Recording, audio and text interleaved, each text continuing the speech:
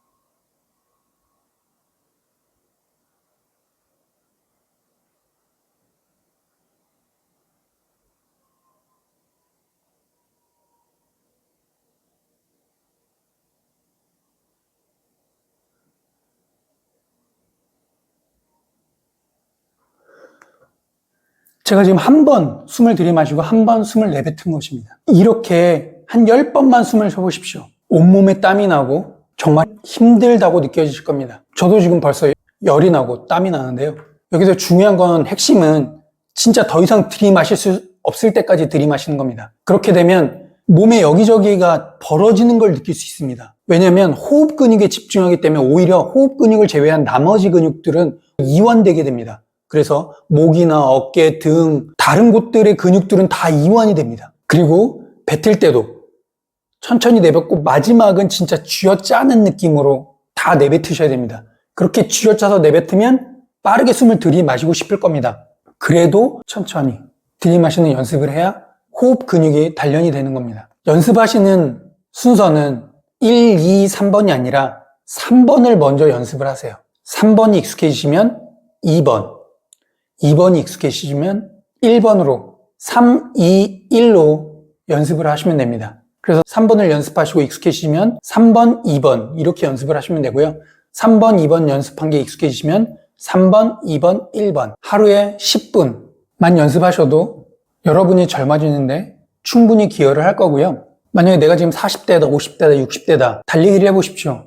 다리가 아파서 못 뛰나요? 숨이 차서 못 뛰나요? 대부분 숨이 차서 못 뜁니다. 숨이 먼저 차죠. 아직 다리는 더 뛸 수 있습니다.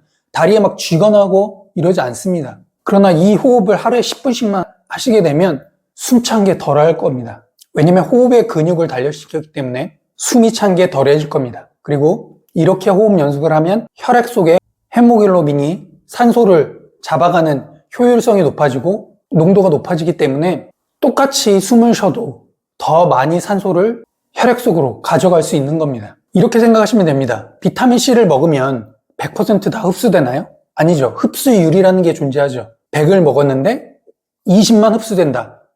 그러면 흡수율이 20%라고 얘기하지 않습니까? 마찬가지입니다. 우리가 공기를 들이마시면 공기 중에 20% 내외의 산소가 존재하고 그럼 그 20% 내외의 산소를 100% 다 흡수하냐 우리 몸에서 그렇지 않습니다. 사람마다 그 흡수율이 다르고요. 운동선수 같은 경우 마라토너들 어떨까요? 흡수율이 굉장히 높겠죠. 그게 제가 계속해서 말씀드리고 있는 연비가 좋아지는 겁니다. 똑같은 공기를 들이마셔도 더 많은 산소를 쓸 수 있는 능력. 똑같이 기름을 넣어도 연비가 좋은 차가 더 많은 일을 할 수 있고 더 멀리 갈 수 있는 거지 않습니까?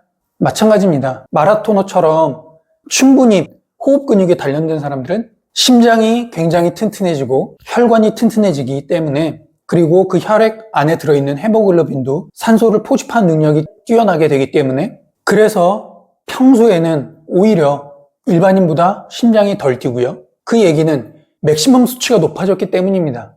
그래서 운동을 하면 할수록 산소가 부족한 환경이 많이 접할수록 심장은 강해지고 혈액의 탄력성이 강해지고 산소의 포집 능력도 강해지기 때문에 오히려 평상시에는 심장이 천천히 뛰고 심장이 천천히 뛴다는 건 혈압이 그렇게 높을 이유가 없죠. 심장의 박동수가 늦어졌기 때문에 오히려 혈압은 더 떨어질 수 있습니다. 왜냐? 일반인이나 운동선수나 평소에 쓰는 산소의 양은 거의 비슷하기 때문입니다. 오히려 공기 자체를 조금 들이마셔도 그 안에 있는 산소를 많이 뽑아서 쓸 수 있기 때문에 호흡하는 양은 오히려 줄어도 상관없는 거죠. 그게 저번부터 말씀드린 고산지대에 사는 사람과 똑같은 겁니다. 고산지대에 있는 사람들은 그 지대에 사는 게 익숙해졌기 때문에 그 사람들은 거기에 사는 게 힘들지 않은 거죠. 그러나 밑에 살던 사람들이 고산지대에 갑자기 가게 되면 운동을 한 것처럼 숨이 차고 힘든 겁니다. 그래서 다음 시간에는 제가 쭉 얘기해온 것 중에 기온과